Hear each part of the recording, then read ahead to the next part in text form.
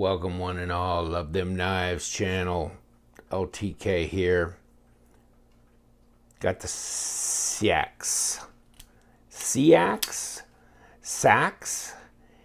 It's a name for a knife from the Middle Ages, and this is the design that Ivan Braginets came up with in his collaboration with Kizer Cutlery.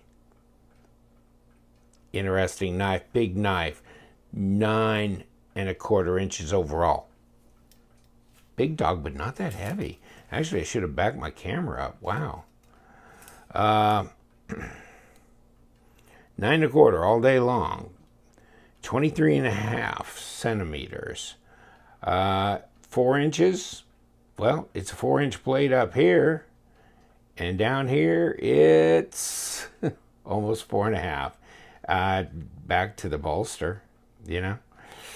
Getting there. 110 millimeters, somewhere in there. Anywhere from just 100 to 110, because you got this cutting way back here. So depending on where you want to look, but I mean, if you're looking at just a cutting edge, you got 105 millimeters, which is for a little over 4 inches cutting edge. On S35 VN Stonewash, this is not a production model, this is a prototype. There are only 4 of these prototypes in the world. This is one of them, and he sent this to me from Ukraine, where he lives, and I'll give you the information on his Instagram site, and I'll also give you the link to this knife news. This is the Odin, which is released just now, and been waiting for this one for like a year and a half or 2 years, but here it is, the Odin. This is now just hitting the market. This is his Instagram, ivan.b.knife. So at ivan.b.knife, Ivan Braginets, and you can see his postings all up and down. That's the relic he did for Real Steel. He also did the Havern for Real Steel. There, it looks like the Odin in here, in this little picture. And, of course, Seax. And here's a picture of one of his Instagram posts showing this exact knife here, plus the Odin. And not only did he do the relic, you know, the Havern, he did a fixed blade as well for Real Steel, so all those for Real Steel. And then, of course, the Odin, and here we go with Seax, or Sax. But also, you know, the first one I think I got of his was the Apologist, the Levoco Apologist, and this is an S35. I'm sending this in to get an HRC on it, but yeah, I'll guarantee it's real S35. But this thing, I think I bought this on an AliExpress sale for $105. It was really close to $100 even, you know. And you got the, you can get it with just all silver, so you don't have to get the blue backspacer and blue anode pocket clip. But you can choose between those two being silver or those two being blue, and I chose blue. But look at the similarities of the, you know, the 3 screws back here. Only there was a pocket clip on the side instead of like in the backspacer area. And I think their more updated version has blue around this pivot as well. I got the old school, but this is multi-row ceramic bearings. So if you want a $100 piece of Ivan Braginets design, man, this is smooth. Smaller knife too, not as big, but still pretty daggone big, right? It's pretty good size. You know, 3 3/4, 8 1/4 overall. So still good size knife. Full length, fuller on this one. Of course, it's a folding knife, titanium frame lock, but very lightweight. And great action on this one. And we'll pull it apart, take a look at the internals. If you don't see a pocket clip, it's because the pocket clip's right here. Right here. So it does go in. It seems a little odd to do it like this, but actually it does work. Maybe the one thing you can discuss with these things is the amount of tension that they may need to be effective, but they do work in the pocket. Kind of turns the fabric a little bit when you put it in the pocket, but yes, it works. You've got jimping up on top of this blade. Bring it around. Of course, you can see your blade stop pin in there. It's centered. No blade player lock rock. Of course, this is not a production unit. It kicks open pretty well. It's not a flipper, obviously. And it does cut relatively well. I imagine it's test cut some paper before because it is a prototype and was at the Atlanta Blade Show. All four of them were at the Atlanta Blade Show. One of them got stolen off their counter at the Atlanta Blade Show, which is a real, sad move for whoever would do something like that. It's just unfortunate. And you have this little lockout mechanism. Then this will stay engaged and will not fold up, and kick it back this way and you can disengage right there. Pivot's interesting. This cutaway through here on both sides. And, we will, disassemble it, but you can see on the inside, there's been a lot of weight relieving, and it's not real thick, heavy scale material anyhow. So, and that's exactly what we need to talk about next, which is the weight, because it's pretty doggone light. It's less than 115 grams. Okay, so if you bring it around to ounces, it's 4 ounces.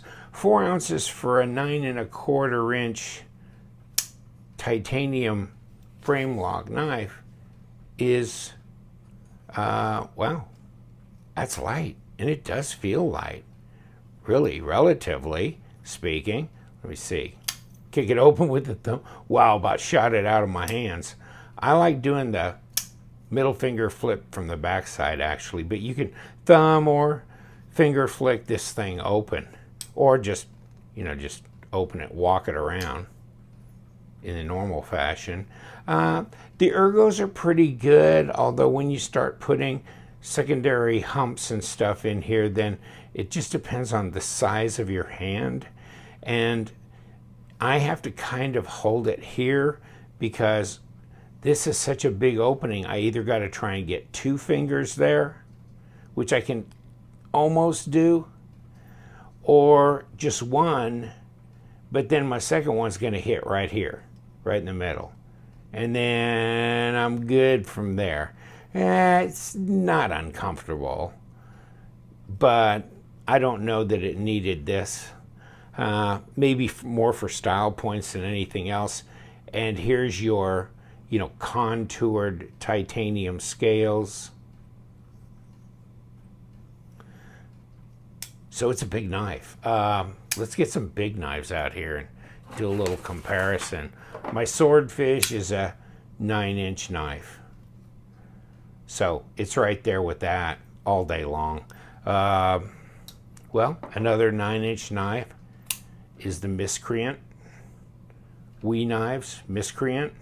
And this looks bigger than that. And it is a bit.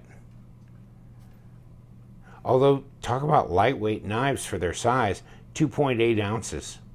That's crazy light. My Wee 614 is a big, big knife.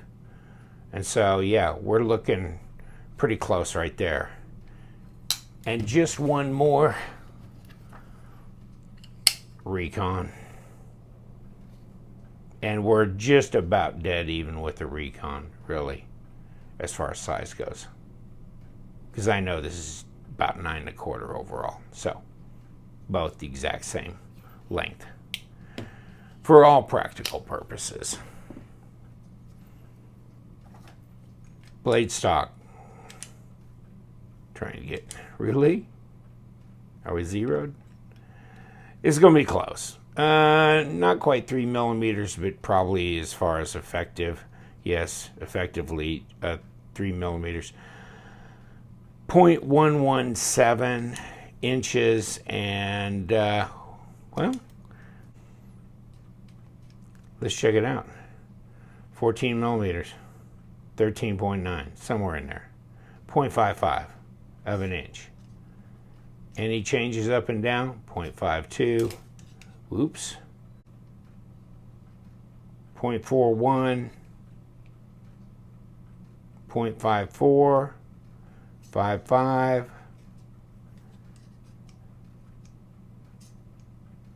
53. 52. 47. So just trying to hit the high spots on the scales as we go down here.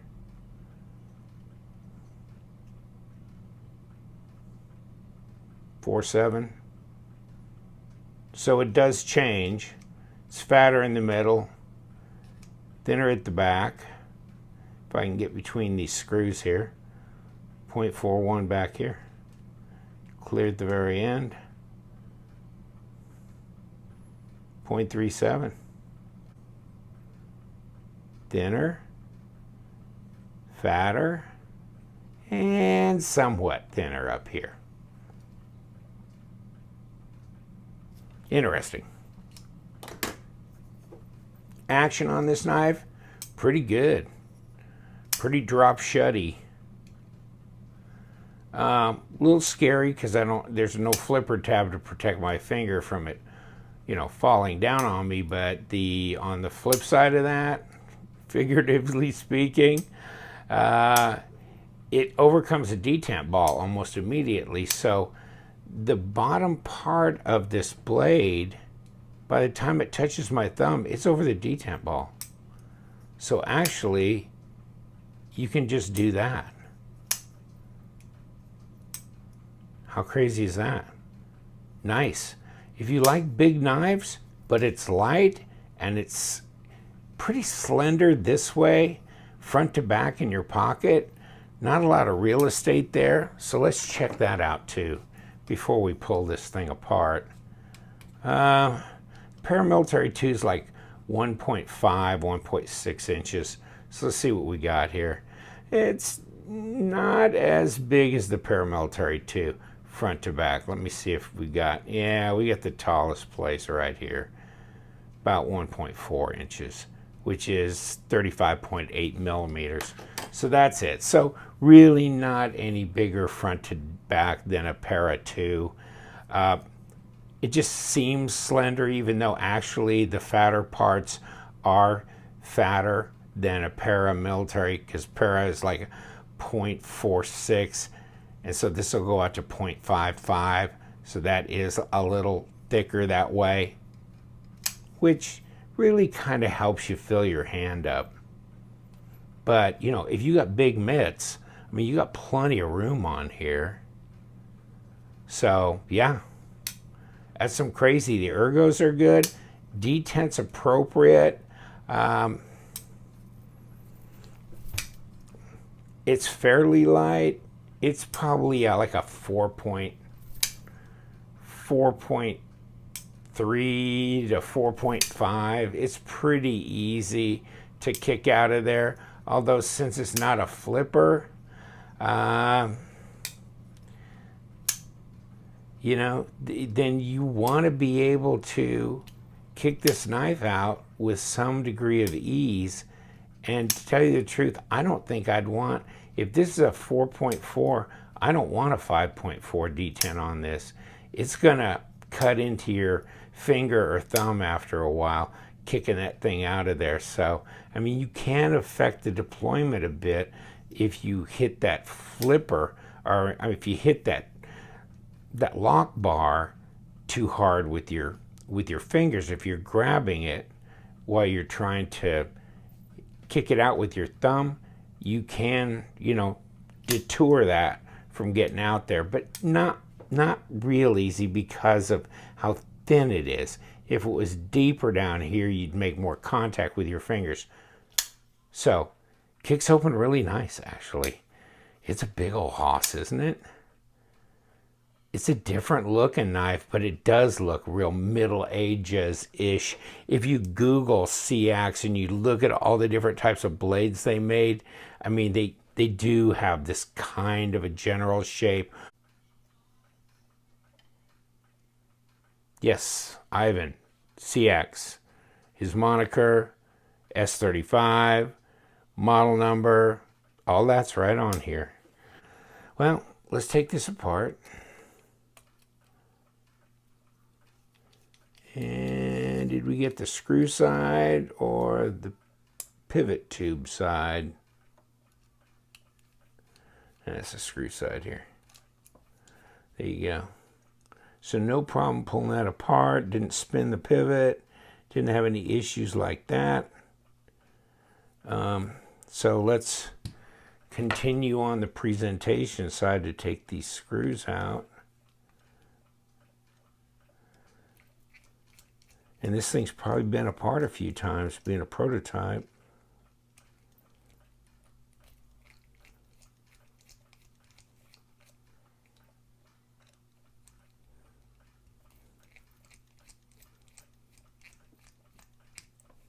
There you go. Just about that easy. There was a little thread locker on that one. Looked like. Not doing much duty there. Okay, so interesting. Maybe not necessarily appropriate to show you this because yours may not look like this. I don't know if they're going to be putting bronze washers in the production ones. I would imagine just a regular steel washer. So that's interesting. But these bearings look familiar.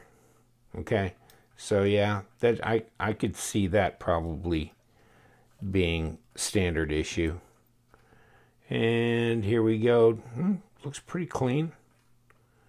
Okay, there's the detent and the track.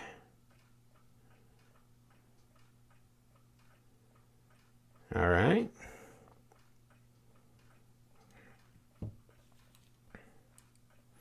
Here's the flip side. There's your, which is fine that I took the other side out like that and left the pocket clip in place, actually. Yeah, I think that was a good move. Let's take this out.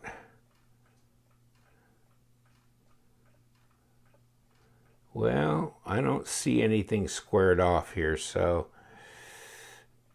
it's just a good thing it didn't spin, but I don't see any reason why it might not if you really Loctited it up. You could spin the whole pivot. And there you go. That's more like what I'm looking at for your washers going forward. So odd.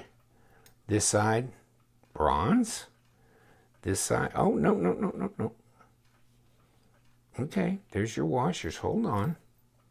Okay, so they have a bronze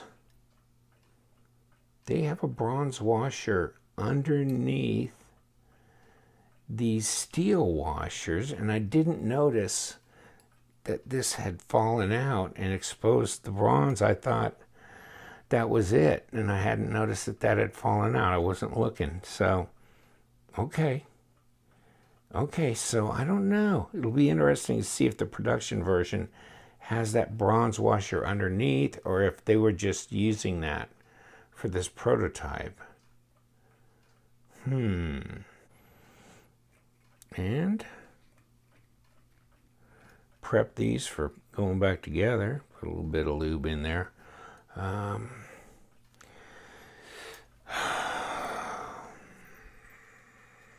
Yeah, this came through the back because we took the presentation side off. bearings. This, and then we'll put the blade on.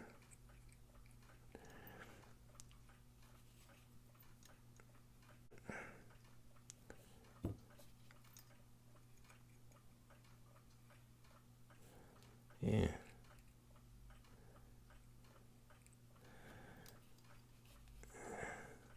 Why not? Put a little lube on the detent track. Kick this back on. And we've already got some lube in here, and I think we got everything. Yeah.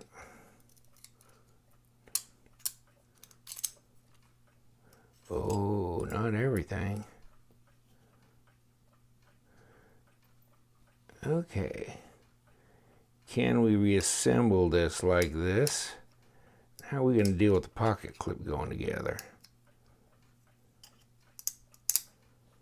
Okay. Let's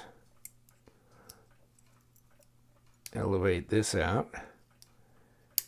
Clear the pocket clip of that. Okay.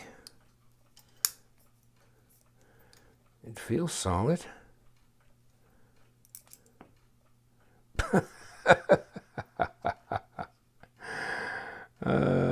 Yeah. Knock one out one way or the other, huh? That was convenient. That was interesting. Come here. Wise guy, huh? Really? Okay, 3 screws in here. Bam, bam, bam. Whew. Really, really?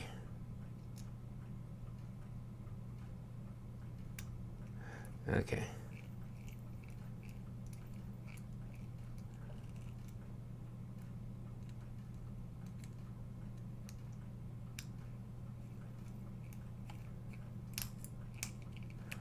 And of course, knock that one right out.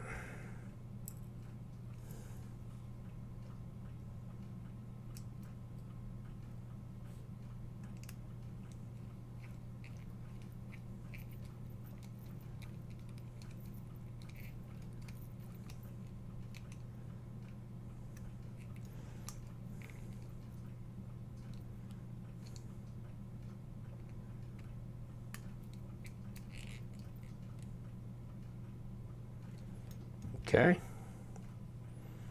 Are we centered? We're close. Let's see where we are. No, we're not close.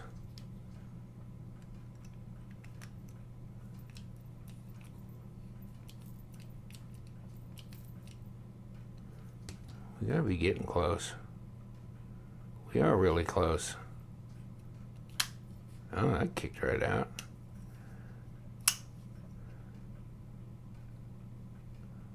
Okay. We're seated in there.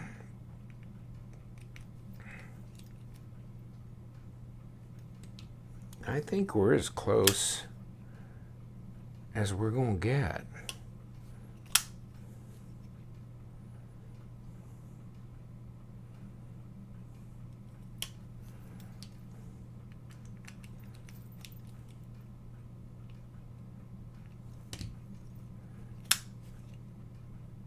Okay, now we got it. Okay. Yeah, we got it. Okay, that's, yeah, we took the play out of it now. Okay. I just was afraid to tighten it that tight, but it does it, and it's maybe not, well, it's still, it's not as guillotine-ish as it was, but it's nice. Yeah. Maybe a little bit better, actually, in that regard. All right. Yeah, I like it. It's a big dog, though. Not that I mind having a big one.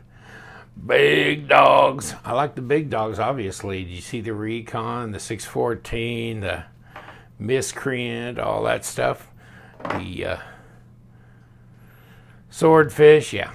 I have some pretty big knives around. So, yeah.